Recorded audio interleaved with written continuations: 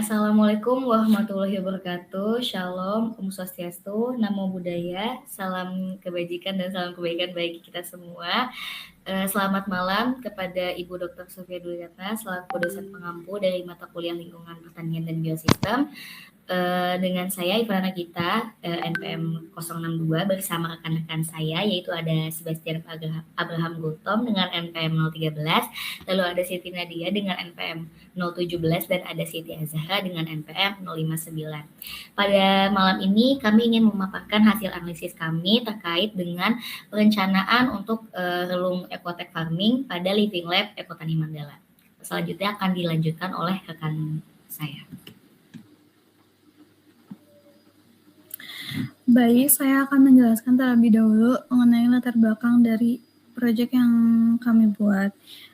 Seperti yang dapat dilihat dari slide, pertanian berkelanjutan memerlukan integrasi antara aspek produksi, pendidikan, teknologi, dan lingkungan.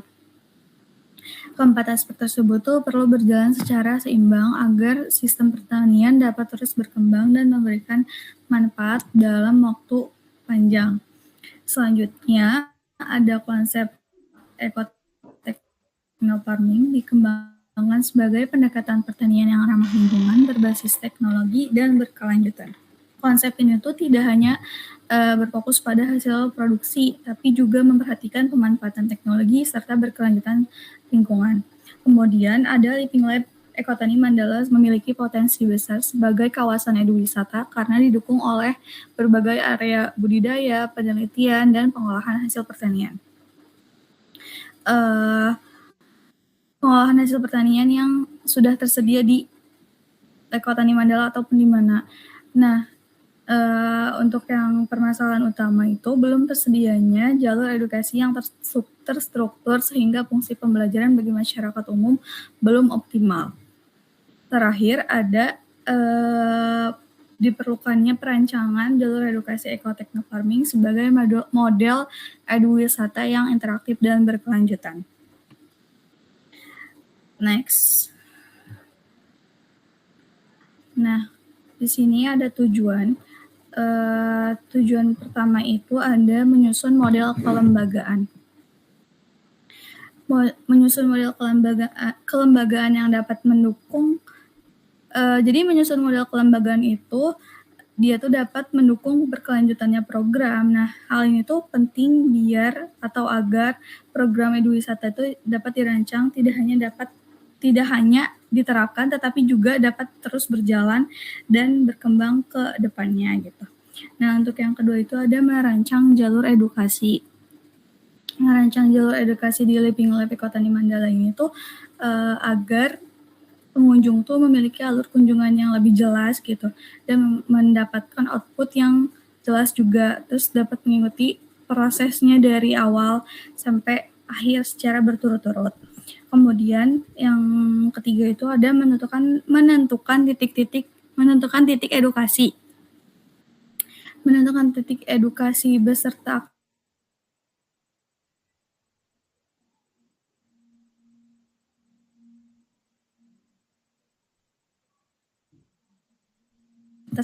pembelajaran itu saling menjadi pembelajaran yang berbeda-beda dan memiliki fungsi yang berbeda-beda juga. Nah, untuk yang ketiga itu ada yang terakhir itu ada mengembangkan konsep eduwisata. Melalui konsep ini tuh aspek pertanian, teknologi, dan lingkungan itu dapat diintegrasikan menjadi pengalaman belajar yang lebih menarik bagi si pengunjung nantinya gitu. Oke, boleh nih next.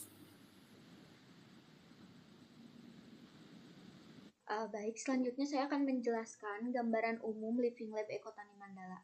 Jadi, Living Lab Ekotani Mandala merupakan kawasan pembelajaran berbasis ekotechnofarming yang dikembangkan dari Fakultas Teknologi Industri Pertanian Universitas Padjadjaran. Yang tujuannya itu sebagai ruang penerapan pertanian teknoekologis yang berkelanjutan.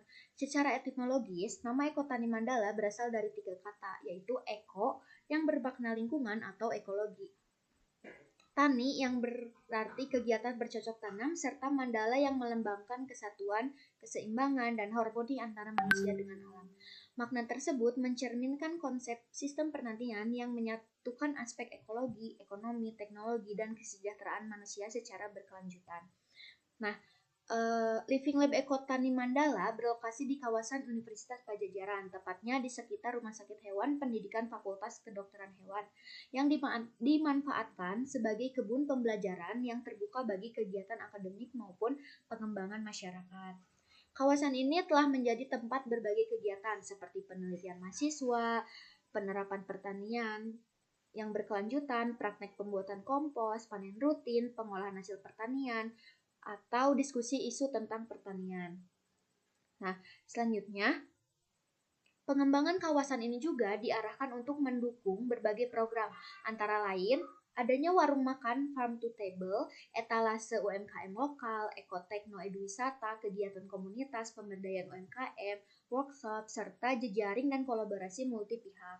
Hasil observasi menunjukkan bahwa kawasan ini memiliki beberapa area budidaya seperti kolam ikan nila, lahan persawahan, kebun cabai, tanaman bunga telang, tanaman bunga rosella, lahan penelitian irigasi tetes, budidaya daun bawang dan pakcoy, serta kebun jeruk Bali yang saling mendukung sebagai sistem pertanian terpadu.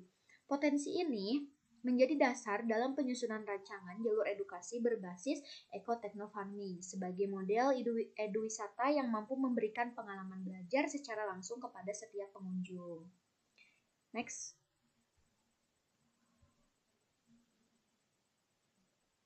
Nah, selanjutnya, kondisi existing Living Lab Ekotani Mandala. Setiap area di Living Lab Ekotani Mandala ini memiliki fungsi yang berbeda sesuai dengan jenis, komoditas, maupun kegiatan yang dilaksanakan di dalamnya.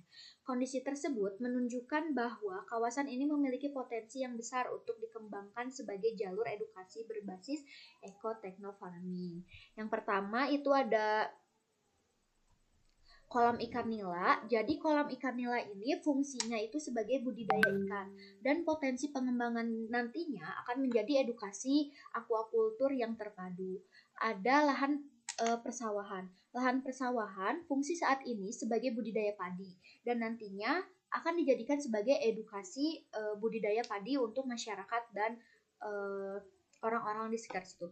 Selanjutnya ada kebun cabai. Kebun cabai fungsi saat ini sebagai produksi cabai dan potensi pengembangannya edukasi budidaya hortikultura di mana para pengunjung akan diajarkan bagaimana menanam cabai yang baik dan benar. Selanjutnya ada tanaman bunga telang dan tanaman bunga rosella yang saat ini itu budidaya tanaman dijadikan budidaya tanaman herbal. Nantinya si tanaman bunga telang dan tanaman bunga rosella ini akan dijadikan edukasi tanaman yang fungsional dan fungsinya itu dijadikan hasil untuk di warung Ekotani Mandala ini. Selanjutnya adalah lahan penelitian irigasi tetes. Penelitian sistem irigasi untuk fungsi yang saat ini yang nantinya akan didemonstrasikan sebagai teknologi irigasi kepada masyarakat. Lalu yang selanjutnya ada lahan daun bawang dan pakcoy.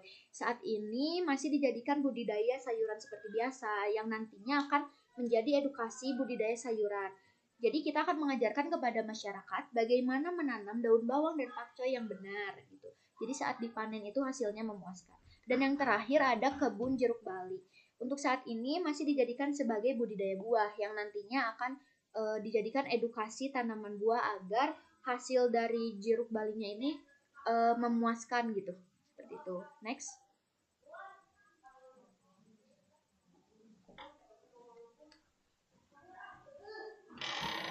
Baik, selanjutnya saya akan menjelaskan identifikasi terkini dari kondisi relung Living Lab pada Ekotani Mandala. Saat ini pada Ekotani Mandala sendiri jalur atau akses untuk mencapai atau untuk mendatangi Ekotani Mandala sendiri belum terstruktur. Terlihat sendiri dari kondisi jalanan yang ada di sekitar Ekotani Mandala, belum adanya jalanan yang memadai untuk pengunjung datang dan mengeksplor lingkungan Ekotani Mandala. Untuk informasinya juga pada Living Lab atau pada slide Ekotani Mandala sendiri belum terdapat website atau suatu wadah yang memadai adanya informasi dari Ekotani Mandala itu sendiri. Yang diakibatkan bahwa pengunjung sendiri sampai saat ini belum tahu kondisi dari lingkungan Ekotani Mandala.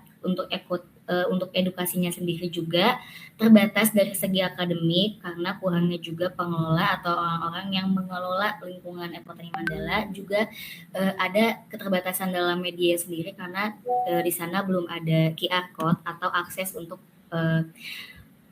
untuk menjangkau informasi mengenai Ekotani Mandala itu sendiri. Boleh di next? Lalu sekarang saya akan menjelaskan alur kunjungan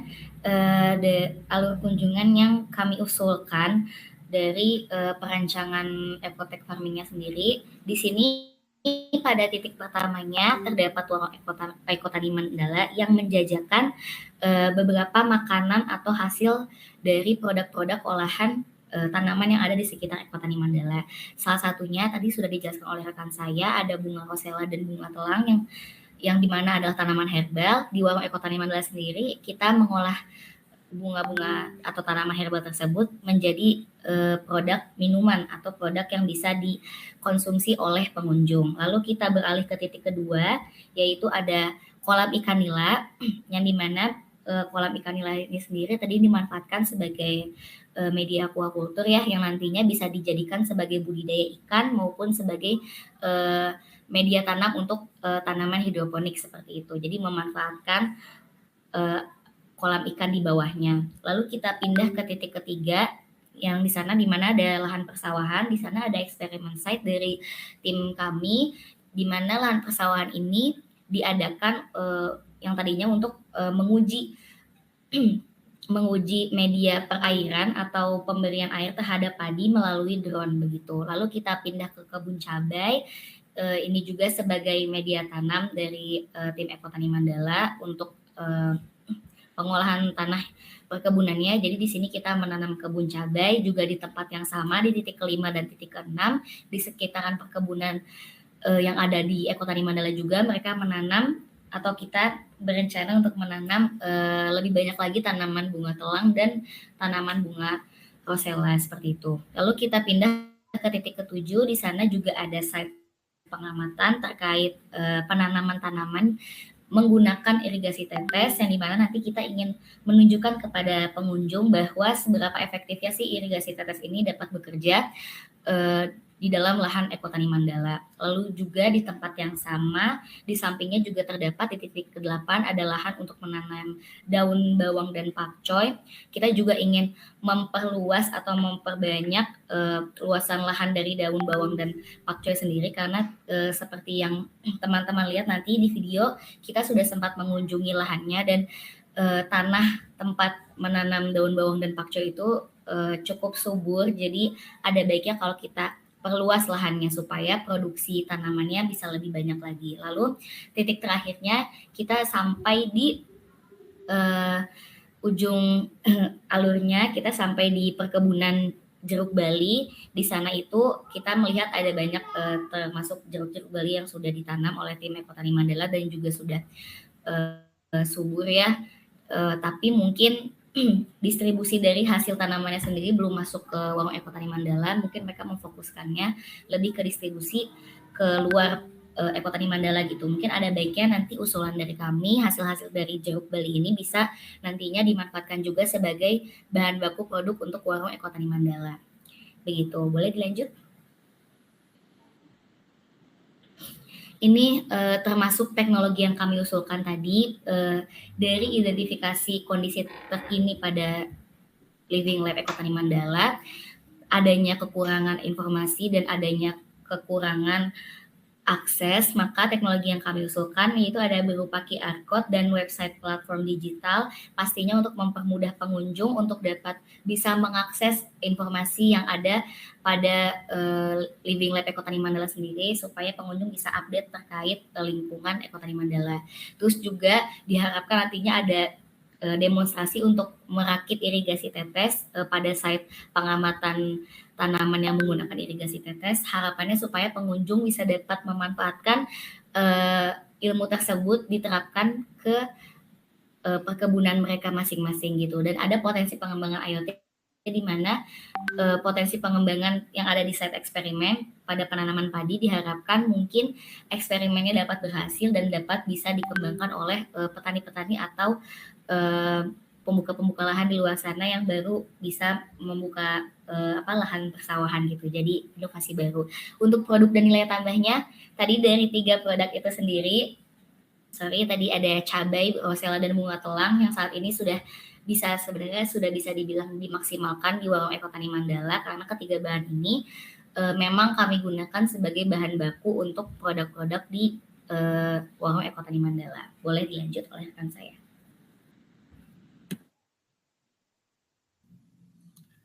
Oke, kita lanjut dengan model kelembagaan. Di sini kami mengajukan buat model kelembagaan Edowisata di Living Lab Ekotani Mandala diusulkan melalui pembentukan yang pertama tim pengelola yang terdiri atas dosen sebagai kepala atau koordinator utama. Terus dilanjutkan dengan adanya mahasiswa sebagai pemandu di lapangan, terus koordinator dari setiap program-program, dan pengelola media informasi, mungkin seperti yang teman-teman saya sudah ucapkan sebelumnya. Model ini dirancang harapannya untuk mendukung pelaksanaan kegiatan edukasi yang lebih terstruktur, berkelanjutan, dan juga kolaboratif. Oke, boleh di next.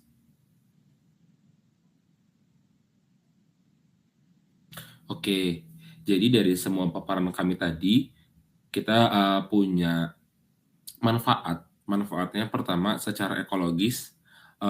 Yang dimaksud adalah model wisata ini dapat meningkatkan pemahaman